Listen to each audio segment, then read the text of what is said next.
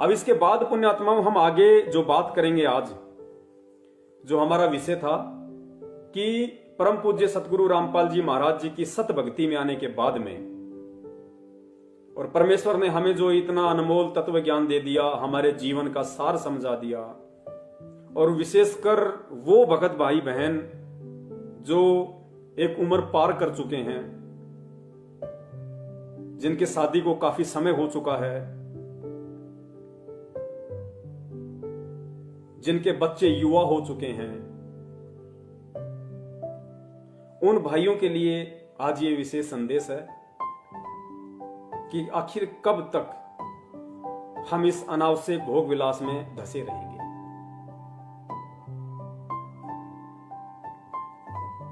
ये बहुत ही निंदनीय कर्म है, बहुत ही घटिया कर्म है, विशेषकर उन आत्माओं के लिए। और उस समय जबकि हम इतने वर्षों से परम पूज्य गुरुदेव की शरण में हैं, हमारे बच्चे हमारे सर के बराबर हो चुके हैं, उसके बाद भी यदि हम इस अनावश्यक भोग विलासिता में रत हैं, तो ये कहीं न कहीं गहनता से सोचने और विचार करने का विषय है। मैं ये नहीं कहूंगा कि आप इससे दूर हट जाइए, आप इससे दूर हो जाओ, आज के बाद नहीं इस प्रक्रिया में पांव धरना, ये दास नहीं कहेगा।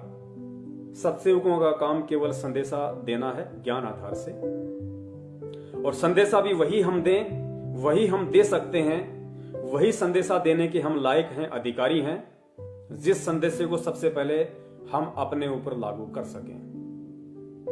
वरना दास ने पहले ही बना दिया कि करनी तज कथनी कथे अज्ञानी दिन रात, कुत्ते ज्यों भोकत फिर सुनी सुनाई बात।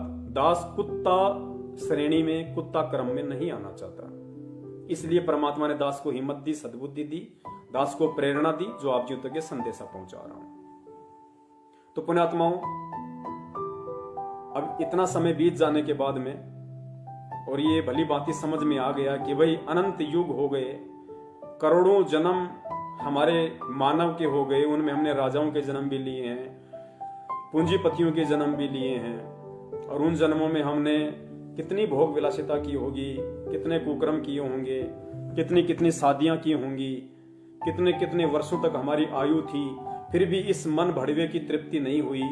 तो पुण्यात्माओं, अब इस परमेश्वर के मार्ग में आने के बाद, आज से पहले जो किया सो किया, लेकिन उसके बाद एक सोचने का विषय बनता है कि हम किस दिशा में बढ़ रहे हैं, फिर हम कब उस परमात्मा की प्राप्ति के लायक बनेंगे, कब हम उस परमात्मा के चरणों में एक भगत कहलाने के अधिकारी बनेंगे।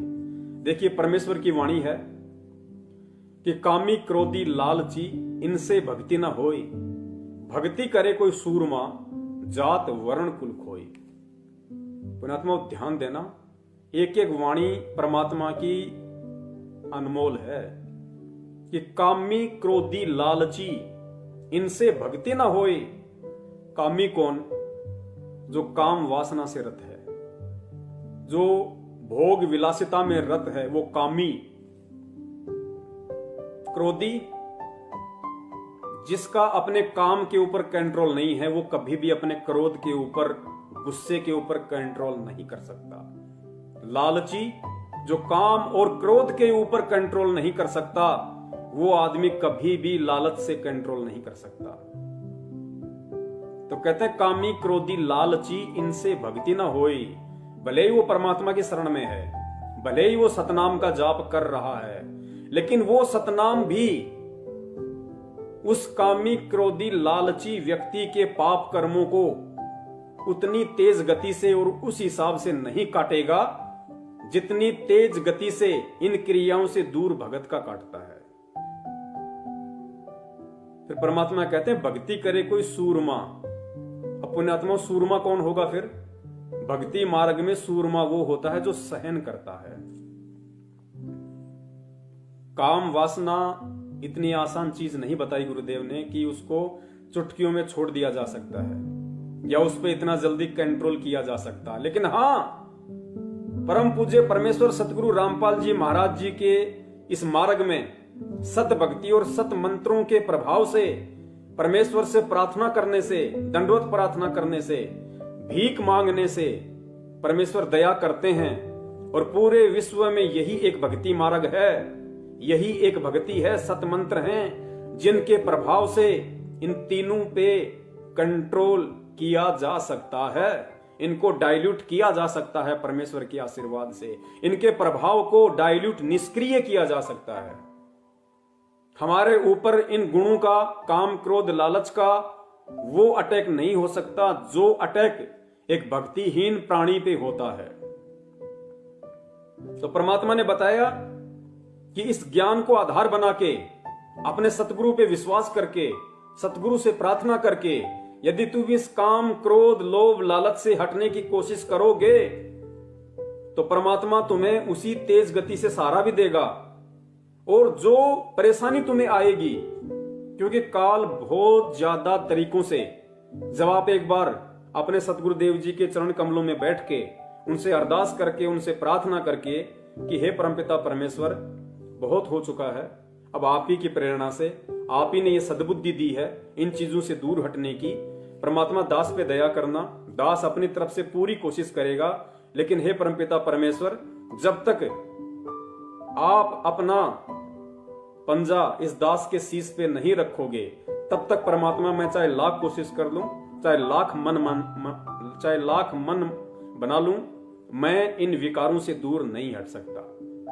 परमात्मा आपका आशीर्वाद, आपकी रजा विशेष है, इसके बिना संभव नहीं है। और पुण्यात्मा, जब वो भगत ये प्रार्थना करके परमात्मा से और इस विरत की भोग विलासिता से, इस काम क्रोध से जब दूर हटने का मानस बना लेगा, तो पुण्यात्मा फिर ये काल भगवान भी उन संचित कर्मों का दबाव उस भगत पे उतना ही ज्यादा डालेगा। उसके सामने ऐसी ऐसी परिस्थितियां खड़ी कर देगा, ऐसे ऐसे दृश्य उसके सामने खड़े कर देगा, ना चाहते हुए, कि इसको वो भोग विलासिता, काम वासना सताए, बार बार इसके दिमाग पे अटैक करे। आप मोबाइल में देखोगे, आपको ऐसे ऐसे चित्र, ऐसे ऐसे छोटे छोटे वीडियो आपको ना चाहते हुए दिखाई देने लग जाएंगे, विशेषकर उस समय के बाद जब आप इन चीजों से दूर हटने का मानस बना लोगे। काल उतना ही ज्यादा हमारे ऊपर हावी होगा। मार्केट में जा रहे हो, पता नहीं कैसे कैसे आपको दृश्य दिखा देगा, मोबाइल में कैसे कैसे दृश्य ना चाहते हुए भी आंखों के सामने आ जाएंगे। और भी बहुत सारे तरीके जो भी ये काल कर सकता है, उस तरीके से दबाव बनाने की कोशिश करेगा कि वापस इसी को उस गंदगी में धकेलूं, ये बाहर ना निकल जाए। और पुण्यात्माओं, उन परिस्थितियों में इस ज्ञान को आधार बना के, परमात्मा को पल पल अपने पास समझ के, उनका प्यार भरा पंजा अपने शीश पे समझ के, जब हम संघर्ष करेंगे, जब हम सामना करेंगे उनका, और जो दिक्कतें हमें आएंगी, जो पीड़ा हमें महसूस होगी, पुण्यात्मा, उसमें हमारा तप बनेगा। तप, क्योंकि गुरुजी ने बताया कि इस भक्ति में भी तप है। गुरुजी ने बताया, यदि ऐसी स्थिति में तुम्हारे सामने कोई परिस्थिति खड़ी होती है और तुम उसका सामना करते हो, संघर्ष करते हो, काल तुम्हें उस गंदगी में धंसाने की कोशिश करता है, और तुम परमेश्वर के ज्ञान को आधार बना के जब उसका सामना करोगे, तो गुरुदेव ने बताया कि वो तुम्हारा मानसिक तप होगा, क्योंकि काल मानसिक चोट करेगा। तो वो तुम्हारा मानसिक तप, और उस तप के बदले तुम्हारी भक्ति बन रही है। फिर गुरुदेव ने बताया कि जैसे तुम्हें कोई गालियां निकालता है, तुम्हें कोई बुरा भला कहता है, या तुम्हारे गुरुदेव को कोई बुरा भला कहता है, तो हो तो तुम भी जीव, पांचों विकार तुम्हारे अंदर भी हैं, तीनों गुण हैं। तुम्हारे को भी गुस्सा आएगा कि मेरे गुरुदेव के विषय में ऐसा कैसे बोल दिया इस नालायक ने। अभी बताता हूं इसको। तो पुण्यात्मा, उस स्थिति में जब गुरुदेव के ज्ञान को आधार बना के कि भाई गुरुदेव ने बताया कि आवत गाड़ी एक है, उल्टा होए अनेक, कहे कबीर ना उल्टी और रहे एक की एक। और परमात्मा कहते हैं कि कहते को कहीं जान दे, गुरु की सीख तू ले, साकट और समान को उल्ट जवाब ना दे। दुष्ट व्यक्ति को और कुत्ते स्वभाव वाले व्यक्ति को गुरुदेव कहते हैं बेटा उल्टा जवाब मत देना। कबीरा आप ठगाइए और न ठगिए कोई, आप ठगाए सुख होत हैं और ठगे दुख होए। जब हम उसकी किसी भी प्रकार की गालियों का या अपशब्दों का कोई भी प्रत्युत्तर नहीं देंगे, और नहीं देंगे मतलब हम उस जहर को पी रहे हैं, हमारे अंदर वो गुस्सा आएगा, क्रोध आएगा, लेकिन गुरुदेव के ज्ञान को आधार बना के, शिक्षाओं को मद्देनजर रखते हुए जब हम सामने वाले के अपशब्दों को सहन करेंगे, उसकी गालियों को सहन करेंगे, तो परमेश्वर कहते हैं बच्चों वो तुम्हारी वाणी का तप बन रहा है, वो तुम्हारी वाणी का तप बन रहा है, और उस तप के बदले तुम्हारी भक्ति बन रही है। फिर गुरुदेव ने बताया यदि नौबत कोई ऐसी पहुंच जाती है कि कोई तुम्हारी पिटाई कर देता है, धक्का मुक्की कर देता है, थप्पड़बाजी कर देता है, और तुम उसका प्रत्युत्तर परमेश्वर के ज्ञान आधार से नहीं देते हो, कि भाई गुरुदेव ने बोल रखा है कि हम आज तो भगवान पे विश्वास रखेंगे, अगर हम चुप रहेंगे तो परमात्मा उसका हिसाब अपने आप कर देगा, तो कहते हैं तुम्हारे वो शरीर का तप बन रहा है। तो इसी प्रकार पुण्यात्माओं, जब हम इन चीजों से दूर हटने का मानस बनाएंगे, और दूसरी तरफ काल भगवान की तरफ से जब हमारे ऊपर दबाव डाला जाएगा, और उस दबाव को जब हम परमपिता परमेश्वर जी के ज्ञान को आधार बना के, उनके आशीर्वाद को पल पल अपने शीश पे रख के जब हम उसका सामना करेंगे, तो गुरुदेव कहते हैं वो तुम्हारी वाणी का भी तप बन रहा है, तुम्हारा मानसिक तप भी बनता, तुम्हारे शरीर का भी तप बन रहा है,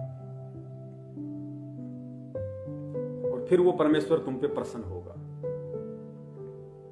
अब ये कहते हैं ना कि पवनदास कहता है कि गुरुदेव ने सार नाम नहीं दिया, सार नाम नहीं दिया। अरे गुरुजी ने तो सबको सार नाम दिया, रोहतक में भी हजारों को सार नाम दे दिया, ये कैसे कह सकता कि गुरुजी ने अभी तक किसी को असली सार नाम नहीं दिया। पुण्यात्माओं, जिन जिन को ये सार नाम मिल चुका है, जो ये कहते हैं कि हमें गुरुदेव ने अपने मुंह से सार नाम दे दिया, या कोई ये कहता है कि हमें रोहतक आश्रम से सार नाम मिल गया, वो एक बार अपने अंदर झांक के देख लें कि काम, क्रोध, लोभ, लालच से वो कितने दूर है। 15-15 साल के बच्चे कहते हैं कि हमें सार नाम मिल गया। पुण्यात्माओं, ये विचार करने की बातें हैं ये, क्योंकि पुण्यात्माओं सतनाम से हमारे पाप कर्म क्षीण होते हैं। गुरुदेव ने बताया कि सतनाम तक की भक्ति से हमारे पाप कर्मों का सत्यानाश होता है, सफाया होता है। तो जो व्यक्ति अभी तक सतनाम की कमाई से, जिसकी सतनाम की कमाई उसको दिखाई नहीं दी, और दिखाई देने का मतलब क्या है, गुरुदेव ने बताया कि ये जो कामी, क्रोधी, लालची, ये जो काम क्रोध हैं, ये तुम्हारे सतनाम की कमाई से समाप्त होंगे। अगर तुमने इनके ऊपर विजय प्राप्त कर ली, विजय प्राप्त करने का मतलब आप दास का समझ सकते हैं कि जब तुम इन चीजों से पीछे हट जाओगे, परमेश्वर के ज्ञान को आधार बना के, तो सोचो तुम्हारा सतनाम तुम्हारे साथ है, तुम्हारे गुरु का आशीर्वाद तुम्हारे साथ है, तुम्हारा सतनाम काम कर रहा है। यदि तुम परमेश्वर की इस वाणी के अनुसार कि कामी, क्रोधी, लालची, इनसे भक्ति न होए, भक्ति करे कोई सूरमा, जात वर्ण कुल खोए, जब तुम इन विकारों पे परमेश्वर के आशीर्वाद से उस स्तर की विजय प्राप्त करके इनसे दूर हटके और सूरमा वाली स्थिति में आ जाओगे, या आ रहे हो धीरे धीरे, तो सोच लेना कि तुम्हारा सतनाम काम कर रहा है। और जब सतनाम के प्रभाव से ये सारे विकार, ये पाप कर्म हमारे सीन हो जाएंगे, उसके बाद फिर सार नाम दिया जाता है, उसके बाद फिर सार नाम दिया जाता है। तो जिन जिन लोगों को रोहतक से सार नाम मिला है, या सतलोक आश्रम बरवाला से गुरुदेव के द्वारा मिला है,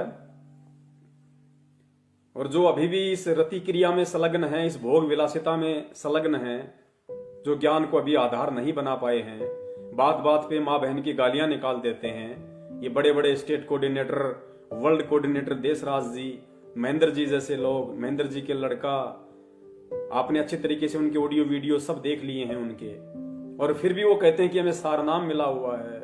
नामदान केंद्र वाले हमारी माता बहनों को अकेले में छेड़ते हैं, फिर कहते हैं हमें सार नाम मिल गया। तो पुण्यात्माओं, अभी तो उनका सतनाम भी ढंग से काम नहीं कर रहा, सार नाम मिल कहां से जाएगा। परमेश्वर कहते हैं कि बिन ही रसना नाम चलत है निर्वाणी से नेहा, और गरीब दास भोडल में दीपक छानी नहीं सनेहा। गुरुदेव कहते हैं जिस प्रकार बल्ब के ऊपर अगर मोमजामा लगा दिया जाए तो भी उसका प्रकाश छुपाने से छुप नहीं सकता, तो ये अपने आप को सारनामी कहते हैं और इनके कर्म बिल्कुल कसाईयों के जैसे हैं, अज्ञानियों के जैसे हैं। और आज इन्होंने जो पीला पर्चा निकाला इसमें कितना पाखंड, कितना आडंबर, कितनी नीचता, कितनी धृष्टता, कितनी कृतज्ञता इन्होंने भगत समाज के और अपने गुरुदेव के प्रति दिखाई है। क्या आपको लगता है इनको सारनाम मिला है और इनका सतनाम काम कर रहा है? पुण्यात्माओं, गुरुदेव कहते हैं ना कि यो सौदा फिर नाई रसंतो, यो सौदा फिर नाई। पुण्यात्माओं, ये सौदा फिर नहीं मिलेगा अगर समझ में आ गई है तो। यदि हम इस भक्ति को प्राप्त करने के बाद, इस परमात्मा को प्राप्त करने के बाद, उसकी शरण में आने के बाद यदि हम इस छोटी सी चीज से भी दूर नहीं हट सकते तो सोचो फिर हम कहां भक्ति करेंगे, हम कब करेंगे? पुण्यात्माओं, परमात्मा साथ साथ उदाहरण पेश करते हैं लेकिन हम ध्यान नहीं देते, हम उनकी जीवनी को कभी गौर से नहीं देखते। परमेश्वर तो परमेश्वर थे सांसारिक दृष्टि में। जब तक वो अपने गुरुदेव की शरण में नहीं आए, जब तक वो भक्ति मार्ग से नहीं जुड़े, तब तक सांसारिक दृष्टि में उन्होंने शादी भी की, बच्चे भी उत्पन्न किए, सांसारिक दृष्टि में भोग विलास भी करके दिखाया। लेकिन जैसे ही परमपिता परमेश्वर अपने गुरुदेव की शरण में आए तो पुण्यात्मा उसके बाद क्या उस परमपिता परमात्मा ने उस सांसारिक दृष्टि में कभी भोग विलास किया? क्या परम पूज्य सतगुरु रामपाल जी महाराज जी ने सांसारिक दृष्टि से 17 फरवरी 1988 के बाद भोग विलास किया? पुण्यात्माओं, यही एक उदाहरण है हमारे लिए और ये सोचने की बात है, ये अंडरस्टूड है। जब भगत इस भक्ति की गहराई में जाएगा, जब उसको अनुभव होगा कि मैं किसकी शरण में हूं, मेरे गुरु के रूप में कौन है और वो मुझे किस लिए और कहां से चल के लेने के लिए आया है, और उसने मुझे इस पूरे ब्रह्मांड की सबसे अनमोल वस्तु दे दी है, और अब की बार मेरा ये जीवन वट वृक्ष का अंतिम पत्ता है, अंतिम लीफ है। जब इतना यदि भगत को समझ में आ जाएगा तो पुण्यात्मा वो खुद विचार करना शुरू कर देगा कि परमेश्वर की वाणी है कि भग भोग्या भग उपजय। भग कहते हैं योनि को, स्त्री योनि को भग। परमेश्वर ने कहा कि भग भोग्या भग उपजय, और भग से बचा ना कोई, और जो कोई भग से बचे भगत कहावे सोए। तो पुण्यात्माओं, गुरुदेव की इस वाणी के अनुसार असल में भगत भी वो कहलाएगा। आज हम कह देते हैं पवन भगत, फलाना भगत, दिखना भगत, लेकिन भगत है कौन? असल में भगत कौन है? कि भग भोग्या भग उपजय, कि हे नादान प्राणी, जब तक मेरी शरण में आने के बाद भी तू इस काम वासना में, इस रति क्रिया में, इस अनावश्यक भोग विलासिता में डूबा रहेगा, भग भोग्या भग उपजय, अगर तू इसी रति क्रिया में लगा रहा तो चाहे तू मेरे से कोई सा भी नाम प्राप्त कर ले, तुझे वापस भग से जन्म लेना पड़ेगा। भग भोग्या भग उपजय, जब तक तू उस भग का भोग करता रहेगा तू भग से पैदा होता रहेगा, और भग से बचा न कोई, यानी बिना परमात्मा के आशीर्वाद के, उसकी शरण के, इस भोग विलासिता से कोई नहीं बचा। फिर कहते जो कोई भग से बचे, तो भग से कौन बचेगा? जो भगवान की शरण में होगा, जिसके ऊपर उसके गुरुदेव का पंजा होगा, जो सत भक्ति कर रहा होगा, जो साक्षात भगवान की शरण में होगा। इस 21 ब्रह्मांड में भग से वो बच सकता है। और परमेश्वर की वाणी है कि जो कोई भग से बचे, इसका मतलब भग से बचेंगे, भग से भी बचेगा भगत। कब बचेगा? किसकी शरण में आने के बाद? उस परम पिता परमेश्वर, पूर्ण परमेश्वर की शरण में आने के बाद। तो पुण्यात्माओं, ये हमारा और आप और हमारा सौभाग्य है कि हम उस परम पिता परमेश्वर की शरण में हैं आज। तो कहते हैं भग, जो कोई भग से बचे भगत कहावे सोए, उसके बाद तो वो भगत कहलाएगा, भगत। और भगत के बाद फिर आता है दास। भगत के बाद नंबर आता फिर दास का। हम तो लिख देते हैं पवन दास, रामचंद्र दास, फलाना दास, दिखना दास। परमात्मा कहते हैं पहले भगत तो बन ले, दास का नंबर तो बहुत दूर है। गुरुदेव कहते हैं दासा तन नेड़े नहीं और नाम धरावे दास। और भाई पानी के पिए बिना कैसे बुझेगी प्यास। दास बनने के लिए तो बहुत कुछ बलिदान देना पड़ेगा, कुर्बानी देनी पड़ेगी इस भक्ति मार्ग में। इन कुरीतियों की, इन पाखंडों की, आडंबरों की, इन तीनों गुणों की, इन 25 प्रकृतियों की, काम क्रोध लोभ मोह अहंकार की, इनकी बलि देनी पड़ेगी। परमात्मा कहते हैं उसके बाद तू भगत बनेगा, दास बनेगा। और जब परमेश्वर का ज्ञान उनके आशीर्वाद से जैसे जैसे भगत को समझ में आता जाएगा, क्योंकि पुण्यात्माओं इन चीजों से दास ने पहले भी कहा, परमात्मा भी कहते हैं कि जब यहां से बड़े बड़े नहीं बच सके, शंकर भगवान जैसे नहीं बच सके जो 88 हजार वर्ष तक जिन्होंने तप किया काम का नाश करने के लिए, नारद जी जैसों ने हजारों वर्षों तक तप किया कि मैंने काम पे विजय प्राप्त कर ली। परमात्मा कहते हैं वो नहीं बच पाए तो तुम्हारी क्या औकात है, तुम तो जीव श्रेणी में हो, वो तो देव श्रेणी में है, महादेव श्रेणी में है। जब वो नहीं बच पाए तो इस काल बलि के लोक में तुम कैसे बच पाओगे इन सब चीजों से। लेकिन बच पाओगे क्यों? क्योंकि तुम पूर्ण परमात्मा की शरण में हो।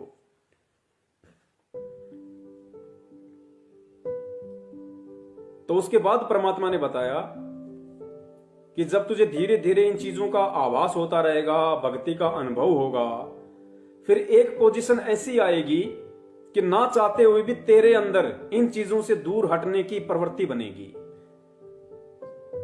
धीरे धीरे तुझे घटिया कर्म लगने लगेंगे, तुझे इनसे घृणा आने लगेगी कि मैं क्या कर रहा हूं यार। इतना सब कुछ ज्ञान लेने के बाद परमात्मा, मैं कहता हूं कि मेरा भगवान अंतर्यामी है, मेरा परमात्मा मेरे हृदय में बैठा है, मेरे हृदय रूपी गुफा में परमात्मा बैठा है। और एक वाणी है परमात्मा की कि क्या मुख ले विनती करूं, लाज आवती मोय।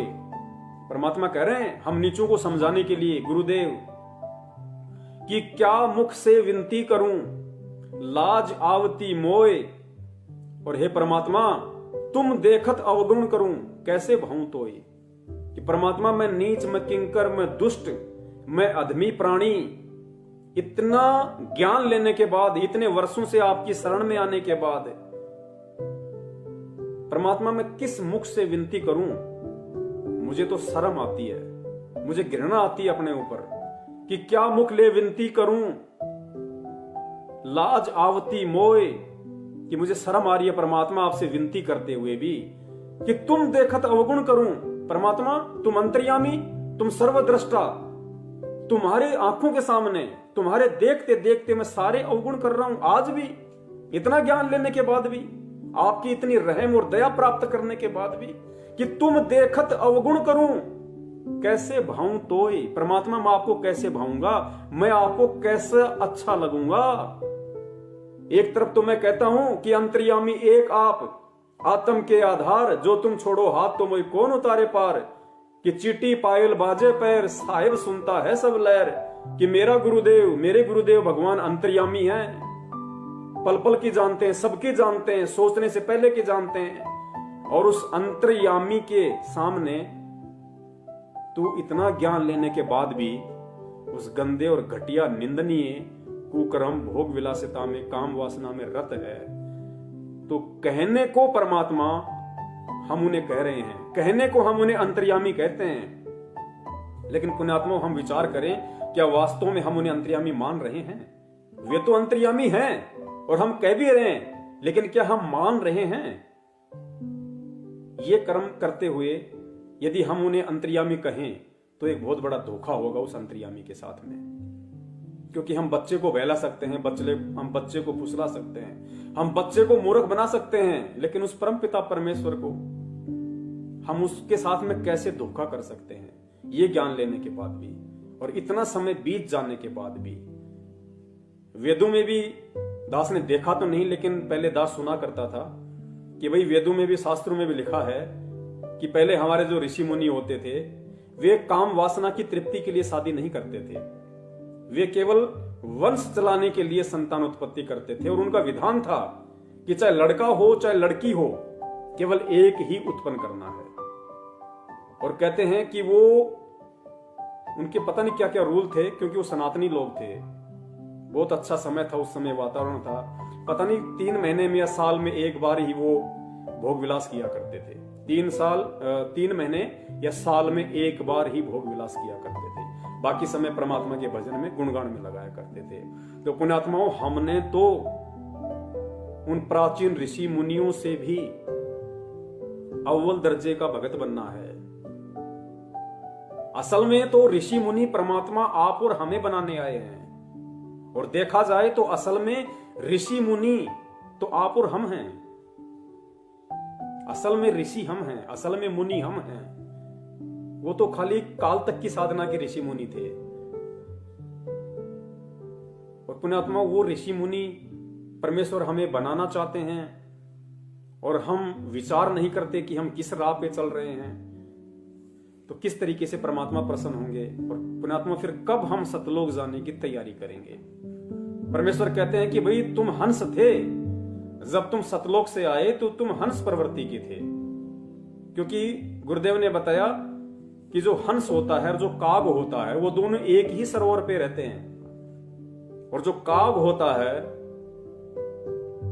वो कीड़े मकोड़े, घोंगे, छिपकली, मछली सब कुछ खाता है, सारी गंदगी खाता है। और जो हंस होता है वो भी उसी सरोवर पे होता है।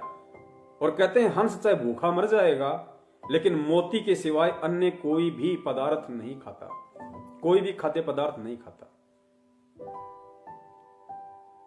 तो पुण्यात्माओं, इस परमात्मा के इन सत्संग रूपी सरोवर में डुबकी लगाने के बाद भी आज भी यदि हम इन चीजों से दूर ना हटके और वो काग वाली प्रवृत्ति में ही रत रहेंगे, तो हम कब हंस कहलाने के लायक बनेंगे, और कब हम उस हंस प्रवृत्ति के बन के सतलोक जाने के काबिल बनेंगे। क्योंकि वहां तो कागों के लिए जगह नहीं है, वहां तो परमेश्वर को हंस प्रवृत्ति के चाहिए। ठीक है, हम जैसे सतलोक से आए थे वैसे तो नहीं बन सकते, लेकिन कम से कम हम कोशिश तो करें। और कोशिश करेंगे तो परमेश्वर कहते हैं फिर कोशिश करने वालों की हार नहीं होती है।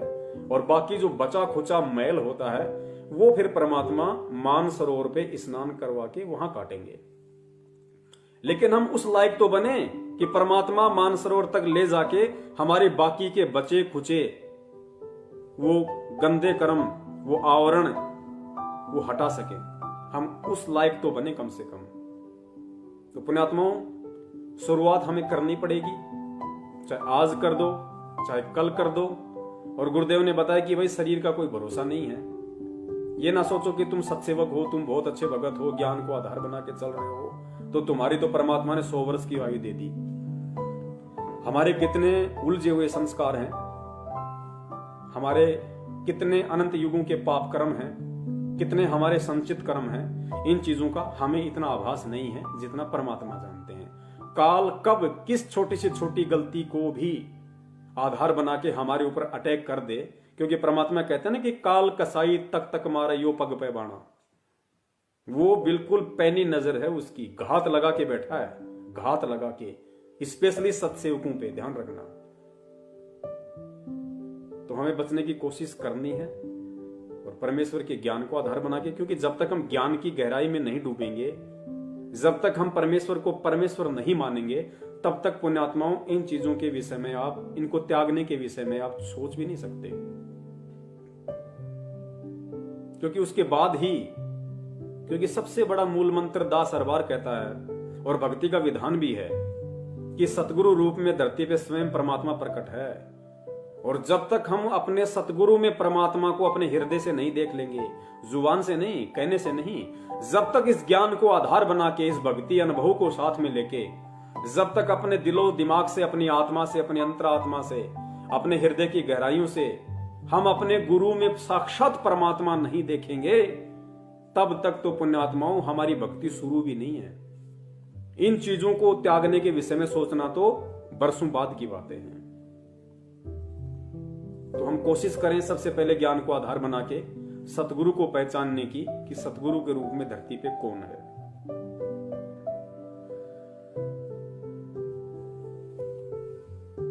और भी बहुत सारी बातें हैं। परमात्मा ने ये जो 2 पुस्तकें हैं, एक गरिमा गीता की और दूसरी ज्ञान गंगा, इनमें भी परमात्मा ने काफी चीजें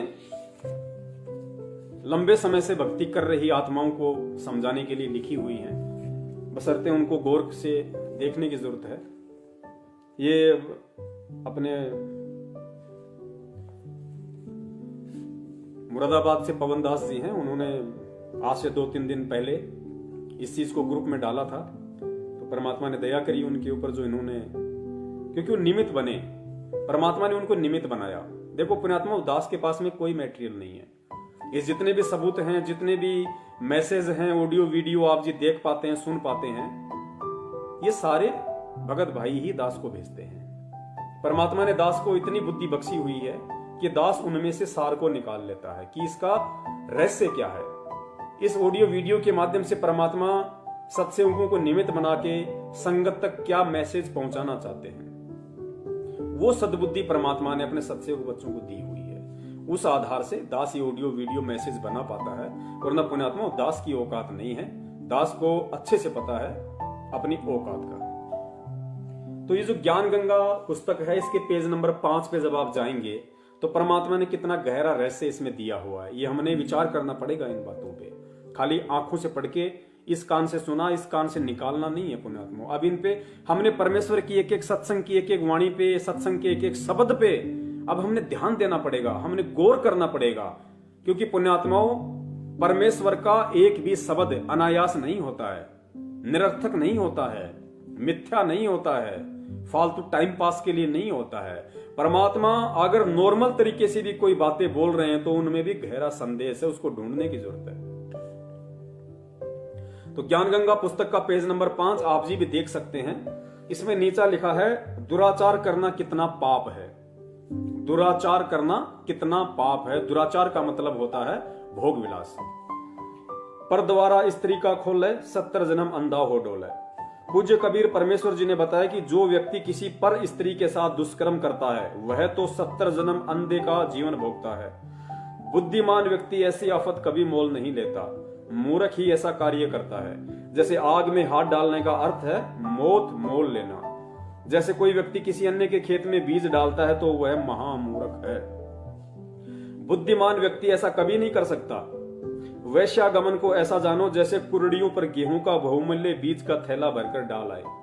ये क्रिया बुद्धिमान व्यक्ति नहीं कर सकता। या तो महामूर्ख या शराबी निर्लज अर्थात घंड व्यक्ति ही किया करता है। विचारणीय विषय है पुण्यात्माओं, आप ध्यान देना, विचारणीय विषय है कि जो पदार्थ शरीर से नाश होते हुए आनंद का अनुभव करवाता है, यदि वह शरीर में सुरक्षित रखा जाए तो कितना आनंद देगा।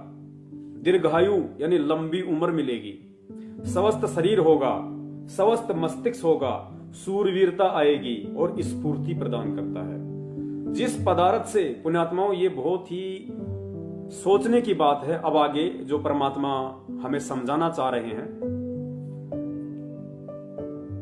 आप और हमारे जैसे जो भगत भाई बहन हैं, जो एक अवस्था को पार कर चुके हैं, जो काफी लंबे समय से यानी 5-7 साल जब हो जाती हैं तो पुण्यात्मा थोड़ा समय नहीं होता है परमात्मा की शरण में। जिनके बच्चे उनके बराबर हो चुके हैं, जिनके शरीर में एड़ी से लेके चोटे तक सफेद बाल आना शुरू हो चुके हैं, उन भक्तों के लिए परमात्मा अब आगे ये संदेशा दे रहे हैं। ये बहुत ही गहन और विचारणीय बात है।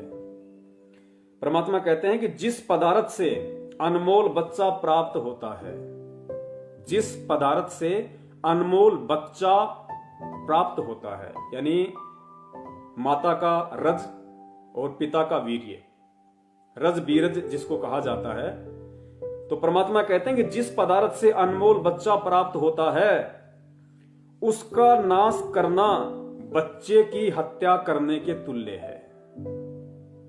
आप समझ सकते हैं कितना गहरा संदेश परमात्मा ने दिया है कि आगे देखिए, इसलिए दुराचार यानी फालतू में अन्य किसी पराई स्त्री के साथ में संभोग करना, वो दुराचार। तथा अनावश्यक भोग विलास वर्जित है। नीचे लिख दिया परमात्मा ने अनावश्यक भोग विलास। अब इस अनावश्यक भोग विलास की श्रेणी में मुझदास के जैसे वो भगत भाई बहन आते हैं जो लंबे समय से परमात्मा से जुड़े हुए हैं, जो इस ज्ञान को आधार भी बना रहे हैं और जिनके बच्चे युवा हो चुके हैं, समझदार हो चुके हैं, जो अब एक अवस्था को पार कर चुके हैं पुण्यात्माओं, उनके लिए परमात्मा का ये आदेश है, सतगुरु वचन है। और सतगुरु वचन की अवहेलना कितना घोर दंड है, पाप है, ये आपने स्वयं निर्णय करना पड़ेगा। परमात्मा ने कह दिया कि अब यदि तुम अनावश्यक भोग विलास करते हो तो मुझ संत रामपाल दास का यह आदेश है कि ये वर्जित है। अनावश्यक भोग विलास वर्जित है। पेज नंबर 5 पे पढ़ लेना। और ऊपर परमात्मा ने स्पष्ट कर दिया कि जिस पदार्थ से अनमोल बच्चा प्राप्त होता है उसका नाश करना बच्चे की हत्या के तुल्य है। तो पुण्यात्माओं, अब हमें इस व्यर्थ की भोग विलासिता से कोई संबंध नहीं रखना चाहिए।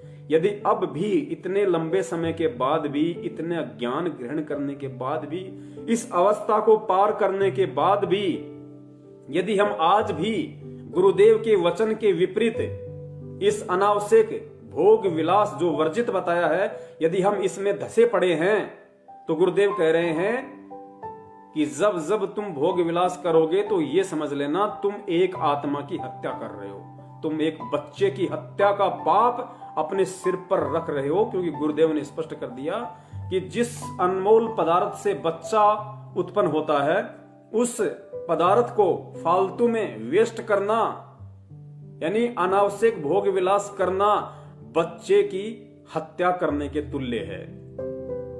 और पुण्यात्माओं, भगत हत्या नहीं कर सकता। भगत अपने ऊपर हत्यारे का कलंक नहीं लगवा सकता। आज से पहले हो सकता है आप और हमारे नजर में ये पॉइंट नहीं आया हो, हमने गुरुदेव के इस सत्संग की इस वाणी को इतनी गहनता से नहीं लिया हो, लेकिन पुण्यात्माओं, जब ठीक का समय आता है और जिस भगत की वो अवस्था, क्योंकि परमेश्वर को पता है ये संदेशा परमात्मा ने आज से पहले क्यों नहीं दिलवाया, क्योंकि आज से पहले तो दास ही उस रति क्रिया में संलग्न था, उस भोग विलासिता में डूबा हुआ था। और जब काफी समय से परमेश्वर ने दास पे दया की, दास को परमात्मा ने दूर रखा, सोचने पे विवश किया, मजबूर किया, भोग विलास के बाद में ऐसा मन हो जाता था कि परमात्मा डूब के मर जाऊं, लेकिन काल फिर प्रेरणा कर देता था। फिर परमात्मा से प्रार्थना की, मालिक से, परमेश्वर ने दया की और मालिक ने प्रेरणा की कि बेटा थोड़ी हिम्मत तू रख, थोड़ी हिम्मत मैं दूंगा तेरे को। फिर परमेश्वर की वाणी याद आई कि परमेश्वर कहते हैं कि जै तू चाल एक कदम मैं चालूं कदम 60। परमात्मा अपने भगत से कह रहे हैं कि हे भगत, हे मेरी आत्मा, अगर तू अच्छाई के लिए, सतलोक प्राप्ति के लिए यदि तू एक कदम आगे बढ़ेगा तो मैं 60 कदम चलूंगा तेरे साथ, तेरे 60 कदम आगे मिलूंगा मैं। जै तू चाले एक कदम मैं चालूं कदम 60। फिर कहते हैं जै तू हो जा काठ का, काठ यानी लकड़ी का, जै तू हो जा लकड़ी का और मैं बन जाऊंगा लोहे की लाठ। परमात्मा कहते हैं तू एक बार लकड़ी की तरह अडिग होके बन के तो देख, मैं तेरे पीछे लोहे का खंभा बन के खड़ा हो जाऊंगा। फिर तुझे झुकने नहीं दूंगा, तुझे टूटने नहीं दूंगा, तुझे शर्मिंदा नहीं होने दूंगा, काल का प्रभाव नहीं होने दूंगा। तो पुण्यात्माओं, यहां परमात्मा ने सीधा सीधा व्यर्थ की भोग विलासिता में धसे हुए भक्तों को एक हत्यारा करार दे दिया, हत्यारा। अब कौन वो ऐसा निर्लज्ज प्राणी होगा, निर्लज्ज व्यक्ति होगा, तो सबसे पहले तो अपने ही गुरु के वचन की अवहेलना करेगा। जिन्होंने, आपके बच्चे भी हो गए, सब कुछ हो गया, बच्चे जवान भी हो गए, समझदार भी हो गए, उसके बाद भी यदि आप ये व्यर्थ की भोग विलासिता में पड़े हो तो आप अपने गुरु के वचन की अवहेलना कर रहे हो। और हमेशा जब जब भी आप वो दुष्कर्म करोगे, आप एक हत्या अपने सिर पर रख रहे हो, एक हत्या का पाप आप अपने अकाउंट में लिखवा रहे हो। पुण्यात्मा यही तो सारी चीजें हैं। परमेश्वर ने तो स्पष्ट कह दिया कि भाई मैं दबाव नहीं दूंगा किसी के ऊपर, मैं किसी के साथ भी जबरदस्ती नहीं करूंगा, क्योंकि परमात्मा ने कितनी बार बताया कि भाई मेरा काल के साथ एग्रीमेंट है, मेरा अनुबंध है, मेरा उसके साथ में लिखित अनुबंध है। क्योंकि परमेश्वर जो वचन कर लेते हैं वो लिखा ही हो जाता है, उनका लोहे की लकीर हो जाती है वो, क्योंकि परमात्मा कभी अपने वचन से पीछे नहीं हटते। फिर तो काल ने कहा था कि परमेश्वर जब आप कलयुग में नीचे जाओगे या जब भी आप जाओ, परमात्मा आप केवल अपना विधान बताना, आप केवल उन आत्माओं को अपना ज्ञान देना, और आपसे ज्ञान ग्रहण करने के बाद जो आपकी शरण में रहें, यानी आपके कहे अनुसार चलें, आपके सत्संगों को आधार बना के, ज्ञान को आधार बना के जो प्राणी आपकी शरण में रहे वो आपका, और परमात्मा जो आपके ज्ञान को आधार ना बनाए और सारी उन क्रियाओं में संलग्न रहे जो आम व्यक्ति करता है, पुण्यात्मा वो मेरा होगा, उसको आप छेड़ना मत। और परमात्मा आप जबरदस्ती मत करना, आप सिर्फ अपना ज्ञान बताना, आपका ज्ञान समझ के जो आपका हो जाए, जो आपके जीवन को देख के चले, आपके पद चिन्हों पे चले, कि कीट न जाने भृंग को गुरु कर ले आप समान। जब तक भगत उस पद्धति पे ना चले परमात्मा, आप जबरदस्ती उसके साथ कुछ ना करना, जबरदस्ती आप उसको सतलोक ले जाने की कोशिश ना करना। कहने का मतलब उसका ये था। तो परमात्मा पुण्यात्माओं अपने विधान अनुसार, अपने वचन अनुसार वो केवल हमें ज्ञान देंगे, सत्संग के माध्यम से संकेत करेंगे, सत्संग के माध्यम से इशारे देंगे। इन पुस्तकों में लिख दिया, बता दिया, अब उन चीजों को हमने खुद पकड़ना पड़ेगा, हमने खुद समझना पड़ेगा, और फिर हमने खुद ही विचार विमर्श करना पड़ेगा, मंथन करने पड़ेगा, चिंतन करना पड़ेगा कि भाई ये छोटा सा जीवन है, पता नहीं आज किसी की 20 साल बाकी है, किसी की 25 साल बाकी है, और ये मन की जो तृप्तियां हैं, जो मन की इच्छाएं हैं, ये भैया और कितनी करेगा। जब करोड़ों बार तू राजा बन के, जब तेरे हाथ में पूरी दुनिया थी, तू चक्रवर्ती था, तो जब चाहे जिससे शादी कर ले, जब चाहे जितनियों से शादी कर ले, तेरे को कोई रोक टोक नहीं, तेरे को कोई रोकने वाला नहीं। और जब उन युगों में, उन जन्मों में तेरी वो तृप्ति पूरी नहीं हुई, तेरी मन की अभिलाषा पूरी नहीं हुई, तो नालायक आज तेरी कौन सी अभिलाषा पूरी हो जाएगी, कौन से तेरे मन को ठंडक पहुंच जाएगी। तो परमात्मा कहते थोड़ा सा जीवन बचा है, ये मेरे चरणों में समर्पित कर दे। परमेश्वर कहते ना कि करोड़ शीश तूने दे दिए, यम राजा की भेंट। भेंट यानी गुरुजी कहते हैं धक्के से लेता है, ये एक्सीडेंट में मार देगा, आपस में लड़ाई करवा के मार देगा। तो गुरुजी कहते हैं कि नालायक करोड़ शीश तूने दे दिए इस यम राजा की भेंट, और एक शीश दे के देख ले सतगुरु अपने की भेंट। करोड़ शीश तूने दे लिए यम राजा की फेंट। फेंट यानी धक्के से, जबरदस्ती लेता ये। तो कहते हैं तूने करोड़ों शीश, तूने तेरे करोड़ों जन्म तूने बर्बाद कर दिए इस काल के चक्कर में आके। और कहते अब की बार तेरा दाव लगा है, ये तेरा जो अब की बार जो तेरा शीश है, तेरा ये जन्म है, ये मेरे चरणों में समर्पित कर दे। भेंट यानी सप्रेम, प्यार से, प्रेम के साथ में ये जीवन तू मुझे समर्पित कर दे। परमात्मा कहते हैं बेड़ा पार कर दूंगा। तो पुण्यात्माओं अब वो समय उन आत्माओं का आ चुका है परमेश्वर के चरण कमलों में अपना शीश भेंट करने का। चरण भेंट करने का मतलब गुरुदेव ने काफी बार बताया कि भाई तुम्हें जीवित मरना सीखना पड़ेगा। परमात्मा कहते हैं ना, योग गुरु ज्ञान विज्ञान वाणी, जीवित ही जग में मरो। तो जीवित ही जग में मरने का मतलब गुरुदेव ने बताया कि तुमने अपनी इच्छाओं को मारना पड़ेगा, अपनी इच्छाओं को काटना पड़ेगा, अपनी इच्छाओं से, मन की अभिलाषाओं से दूर हटना पड़ेगा, इस ज्ञान को आधार बना के कि अब ज्यादा समय नहीं बचा है, थोड़ा बहुत समय है, जितना हो सके परमात्मा को समर्पित कर दे। और पुण्यात्माओं उदाहरण परमात्मा ने एक से एक दे दिए। सबसे पहला उदाहरण तो स्वयं वो परमात्मा बनता है कि जब उन्होंने कबीर पंथ में एंट्री की सांसारिक दृष्टि से, उसके बाद परमात्मा इन व्यर्थ की जो गंदगियां थी, मालिक तो पहले भी दूर ही थे, उनका तो सनाविरम शुक्रम अकायम, बिना हाड़मास का, बिना नाड़ी तंत्र का उनका बॉडी है, तेज पुंज का शरीर है परमेश्वर का। लेकिन सांसारिक दृष्टि में उन्होंने ऐसा उदाहरण दिया कि जब तक मुझे नहीं पता था, जब तक मुझे ज्ञान नहीं था, जब तक मुझे गुरु नहीं मिला था, परमात्मा की प्राप्ति नहीं हुई थी, तब तक तो मैं भी इन क्रियाओं में रत था, ताकि कोई भगत ये ना सोचे कि आज से पहले तो मैं इतने कुकर्म कर चुका हूं, मेरा कैसे भला होगा, कैसे परमात्मा मेरे पाप कर्मों का नाश करेगा। तो परमात्मा एक उदाहरण पेश करते हैं कि बेटा, मैं भी आज से पहले ऐसा ही था, मैं भी इन्हीं क्रियाओं में रत था, मैं भी काल को आनंद दे रहा था, काल को मजे करवा रहा था।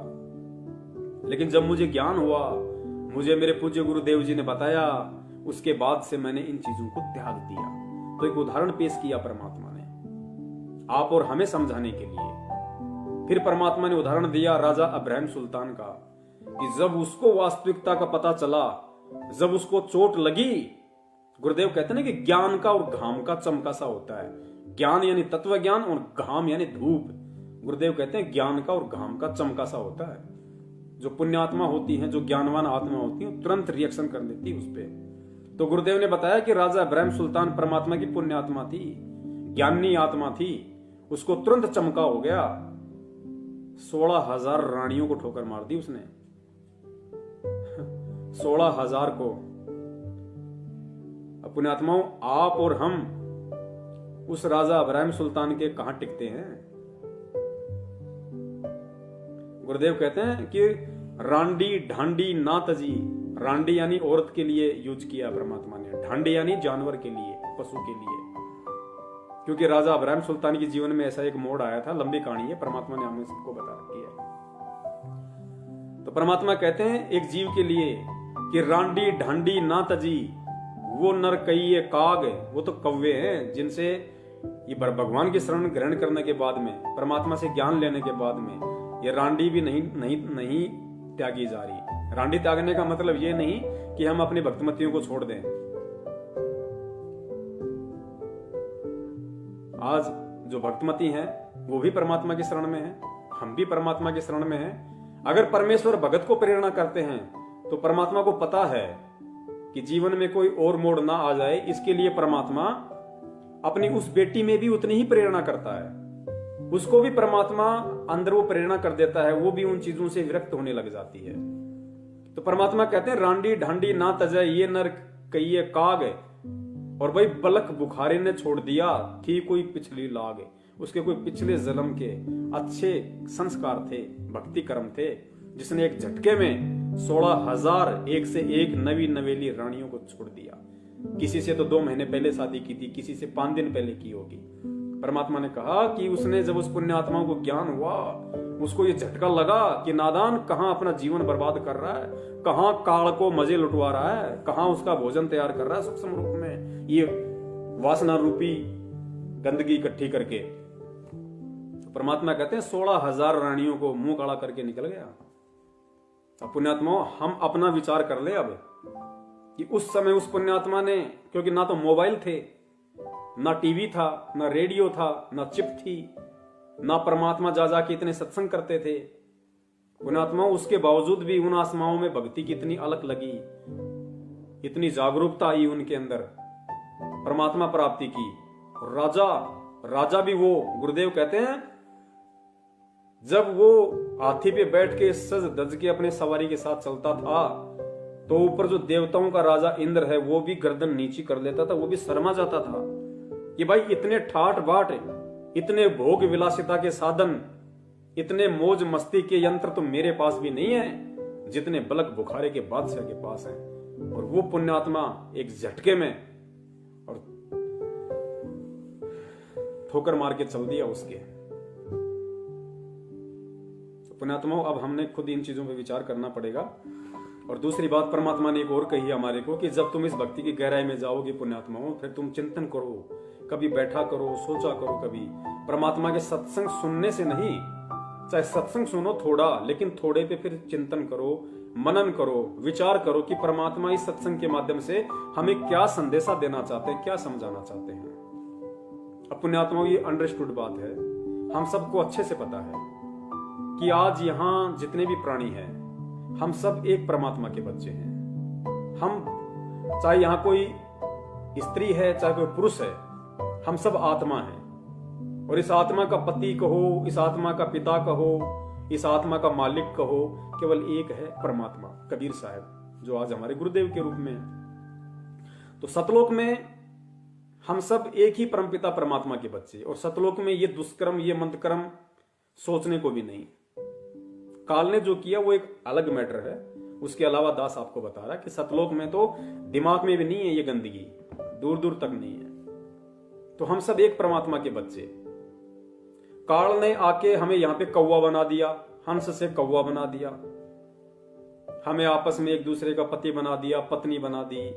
इतना घोर अन्याय हमारे साथ इसने कर रखा है कि हो सकता है आज जो मेरी मां है, इस सांसारिक दृष्टि में जो मेरी माता है, क्या पता इस काल ने पिछले जन्म में मेरी औरत बना रखी, और आज जो मेरी बीवी है, मेरी पत्नी है, क्या पता पिछले जन्म में वो मेरी बेटी थी। तो कितना घोर अन्याय हमारे साथ में कर रहा है, कितना दूषित प्रदूषित हमें कर रहा है। ये सारी जानकारी आज गुरुदेव ने आके दे दी। और फिर पुण्यात्माओं, गुरुदेव कहते हैं कि जब तुम्हें इस बात का मालूम पड़ जाएगा, जब तुम अंदर से इस चीज को अनुभव करोगे कि भाई तूने भी नाम ले रखा और तेरी पत्नी ने भी नाम ले रखा। नाम किससे ले रखा? गुरुजी से। तो गुरुजी तेरे क्या? बाप। और तेरी पत्नी का क्या? बाप। तुम दोनों का बाप कौन? गुरुजी। और तुम दोनों गुरुजी के क्या? बेटा बेटी। तो तुम दोनों गुरुजी के बेटा बेटी, तुम दोनों का एक बाप। तो तुम्हारा क्या रिश्ता हुआ आध्यात्मिक जीवन में? भाई बहन का। क्योंकि जब हमारा पिता एक है, हमारा परम पिता परमेश्वर एक है, तो फिर हम दोनों कौन हैं? हम दोनों उस परमात्मा की आत्मा हैं।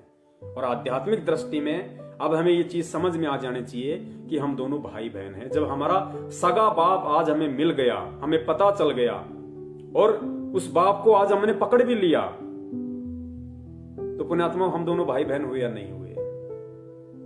और फिर दुर्गा ने क्या कहा था काल को कि काल, हम दोनों का पिता एक ही है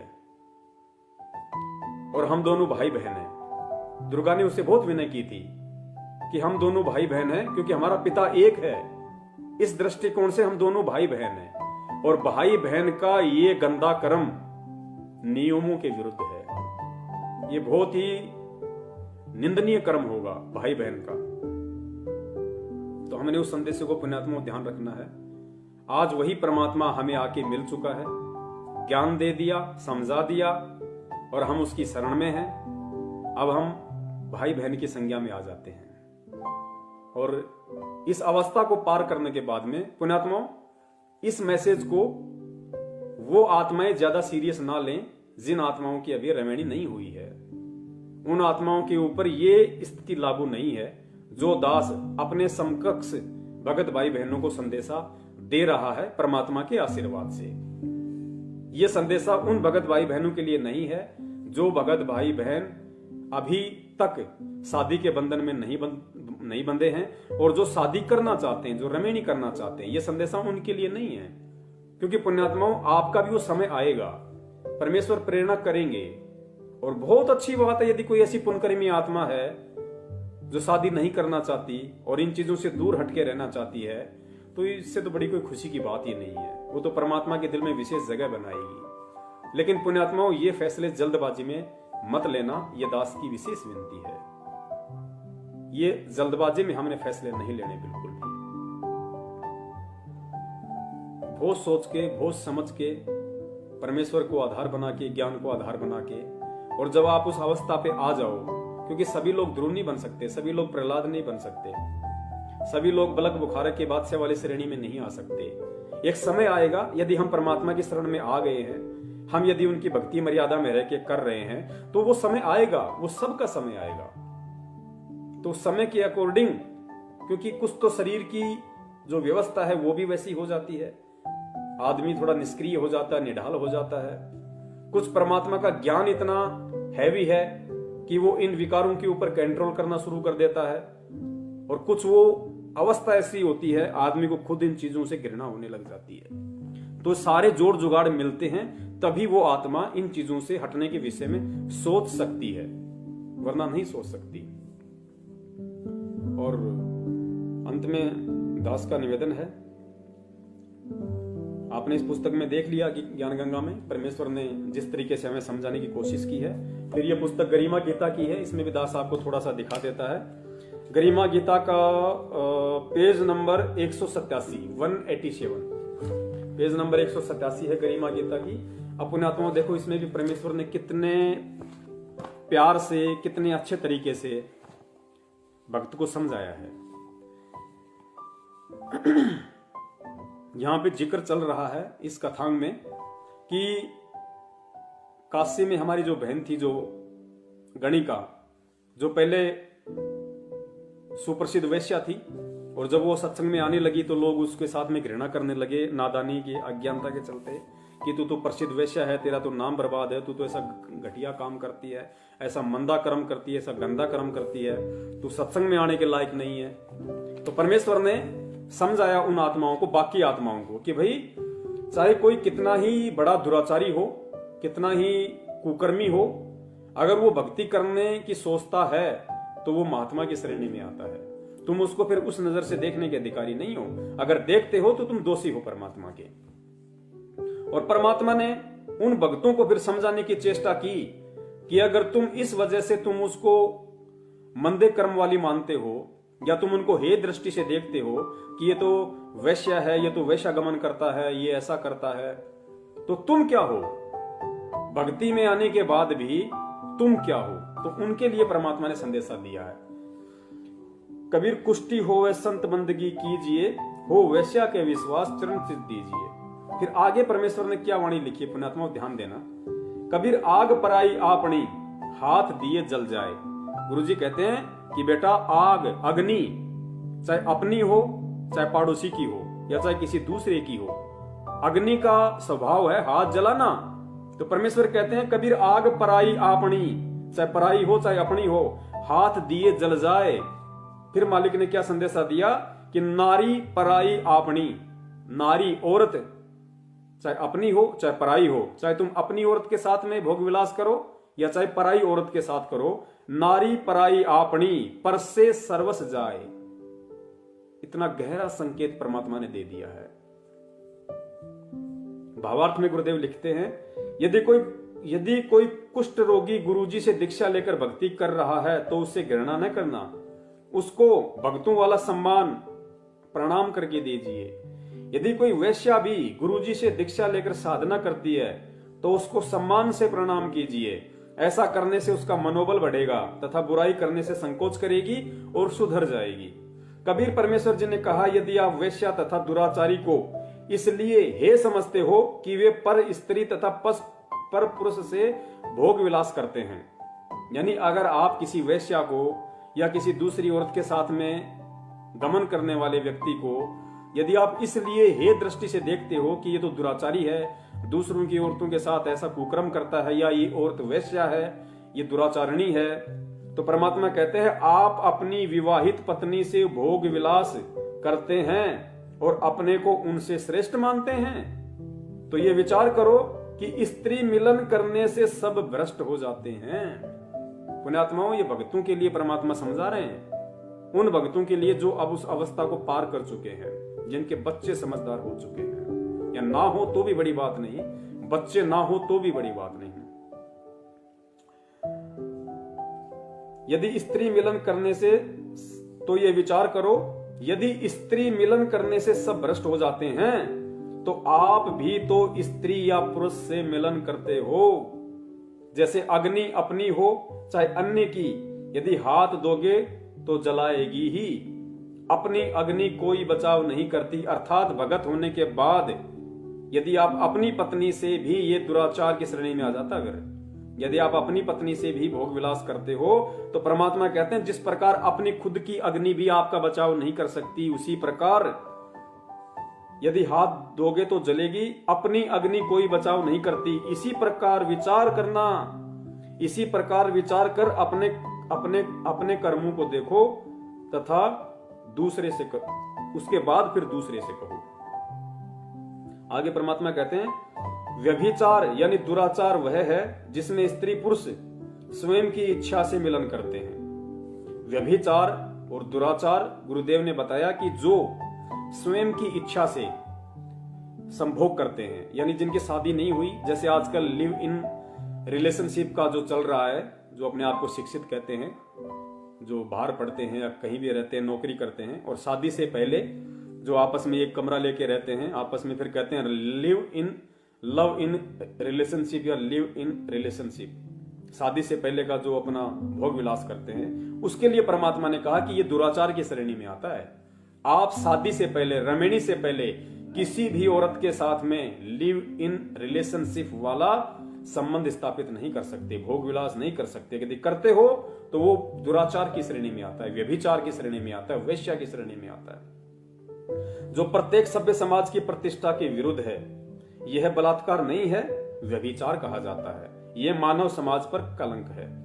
और बलात्कार वो है जो किसी लड़की या स्त्री को उसकी सहमति के बिना बलपूर्वक संभोग पुरुष द्वारा किया जाता है, वो नारी के लिए अभिशाप है, समाज के लिए अति पीड़ादायक तथा शर्मनाक है, जो क्षमा के योग्य नहीं है। उसे दंडित किया जाना चाहिए।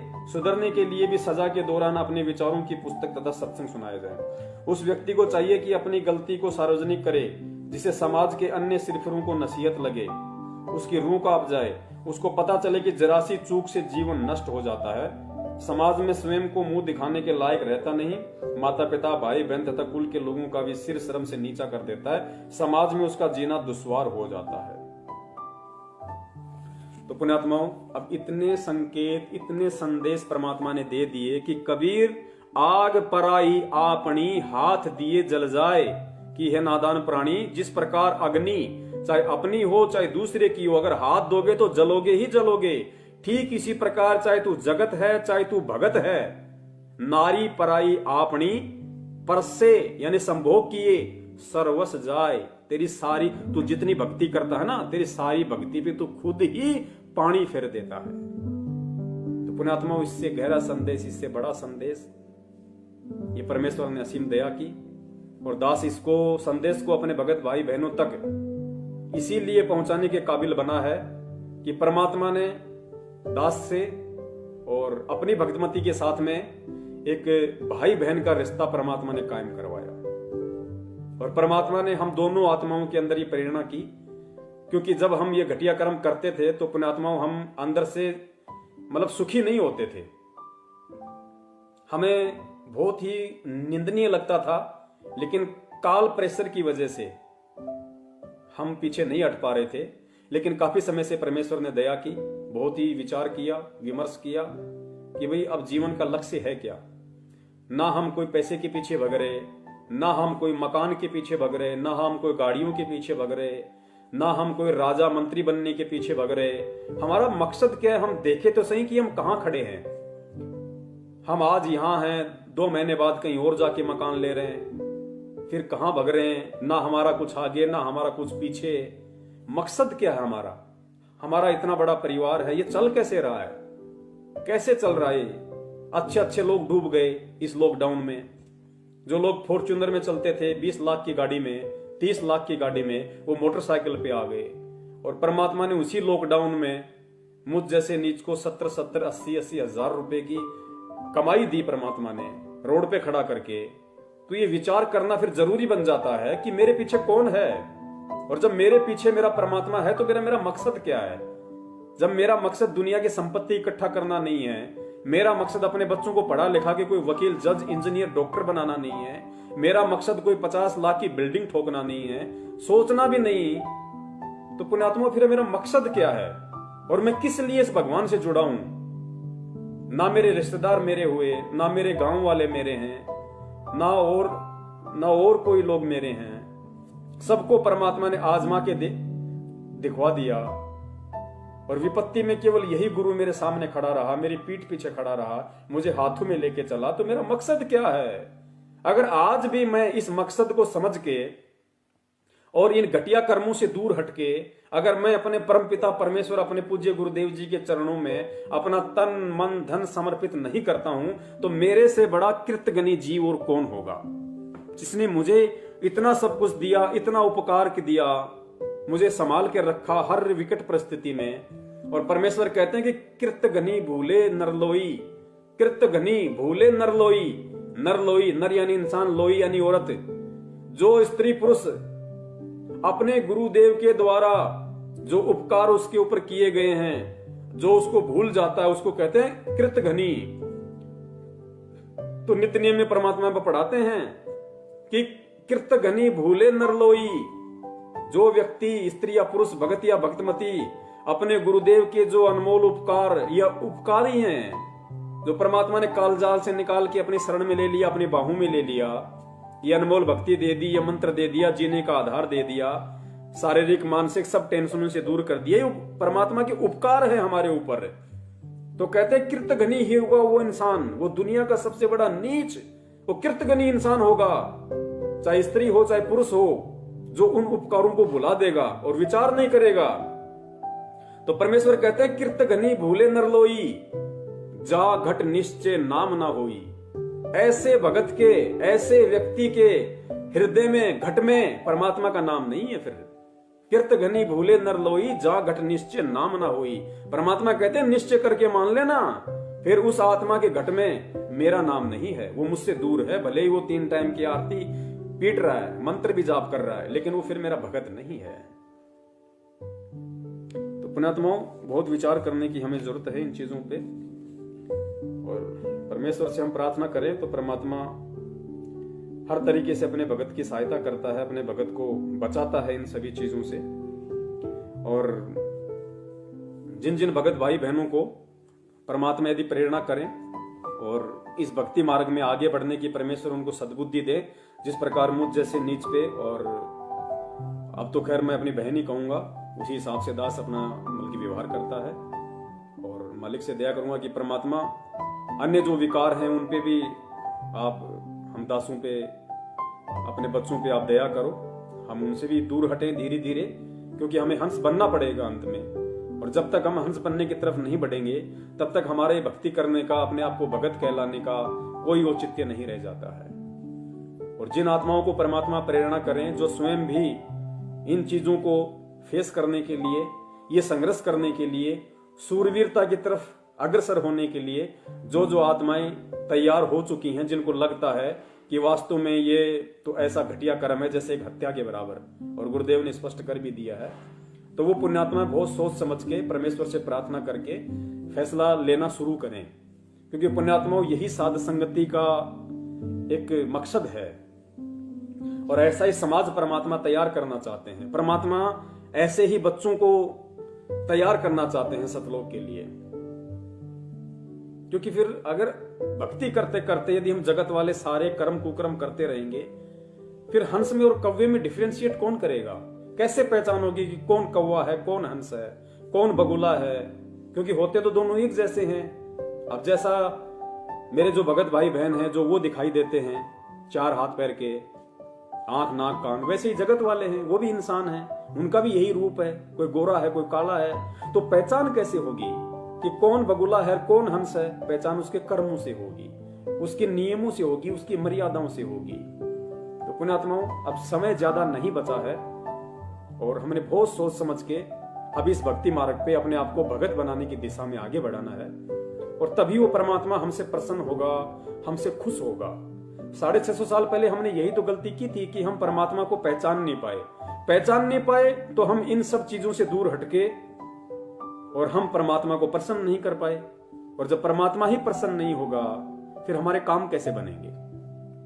तो आज हम कम से कम वो गलती ना करें, वो गलती हम ना दोहराएं जो गलती हम 650 साल पहले दोहरा चुके हैं। और दूसरा मेरा निवेदन है इस भक्ति मार्ग में कि जो पुण्यात्माएं इस मार्ग में आगे बढ़ना चाहती हैं, इन सभी विकारों से दूर हटना चाहती हैं परमेश्वर से प्रार्थना करके, तो वो आत्माएं यदि परमेश्वर उन पे दया भी कर दें, उनको परमात्मा शांति भी प्रदान कर दें, उनको इन चीजों से दूर हटने में परमात्मा उनकी मदद भी करें, तो पुण्यात्माओं उसके बाद में हमने 1% भी अहंकार की तरफ नहीं बढ़ना।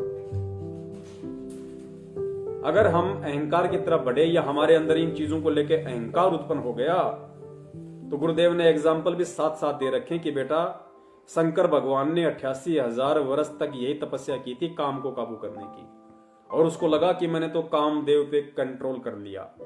और काल भगवान ने क्या किया आप सबको अच्छे से पता है, गुरुदेव ने क्या बताया और क्या उसकी हालत हुई। फिर नारद जी ने भी हजारों साल तपस्या करके सोचा मैंने तो कामदेव पे विजय प्राप्त कर ली।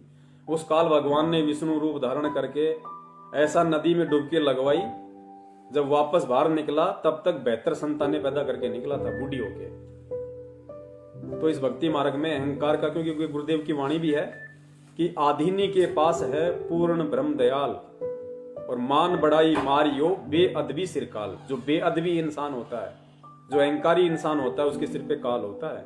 और आधीनी के पास है यानी भगत आधीन, उसके पास है पूर्ण ब्रह्म दयाल। तो हमें इन चीजों पे अहंकार नहीं होना चाहिए, और अहंकार इसलिए नहीं होना चाहिए कि ये हमारे बस की बात नहीं है कि हम इन चीजों से दूर हट जाएं या हम इन चीजों पे कंट्रोल कर लें, काबू प्राप्त कर लें। हम तो सोच भी नहीं सकते। तो फिर कौन है जो हमें ये प्रेरणा दे रहा है हमें इन चीजों से दूर करने के लिए? परमात्मा हमारे अंदर एक उम्मीद जगा रहे हैं, हमारे अंदर वो चिंतन मनन करने की शक्ति दे रहा है। कौन है? हमारा गुरुदेव। तो सारा श्रेय तो परमात्मा का है। हमें तो इसमें और ज्यादा झुकना चाहिए कि परमात्मा आप ना होते तो मेरे तो ये काल भगवान गेंद बना देता, गेंद। तो परमेश्वर दया करें। और ये आज का संदेशा था जो परमात्मा ने अपने भगत भाई बहनों तक पहुंचाया। और हर संडे परमेश्वर दया करें हम इसी तरह से रात्रि 8 बजे लाइव शंका समाधान के माध्यम से एक दूसरे से रूबरू होते रहें, जुड़ते रहें और परमेश्वर की महिमा का गुणगान करते रहें। साध संगति के तहत परमेश्वर की जो महिमा है, परमेश्वर का संदेशा है, वो हम जन जन तक पहुंचाते रहें। और इसी तरह से हम एक दूसरे से शिक्षा लेते हुए, एक दूसरे से प्रेरणा लेते हुए, एक दूसरे से सीखते सिखाते हुए हम इस भक्ति मार्ग की ऊंचाइयों को प्राप्त करें जो परमात्मा हमसे करवाना चाहते हैं। और इस दौरान यदि दास से कोई शब्द बोलने में या कोई भाषा, किसी सेंटेंस में यदि कोई त्रुटि हुई हो, कोई अपशब्द निकल गया हो, तो उसके लिए दास प्रथम अपने परम पूज्य सतगुरु रामपाल जी महाराज जी से और सभी भाई बहनों से दास क्षमा प्रार्थी है। दास को नादान और तुच्छ प्राणी समझ के क्षमा करे, और यदि कोई गलती है तो आगे से दास उस पर ध्यान रखेगा। अब दास अनुमति चाहता है। सत्साई बंदी छोड़ सतगुरु रामपाल जी महाराज की जय। सत्साई।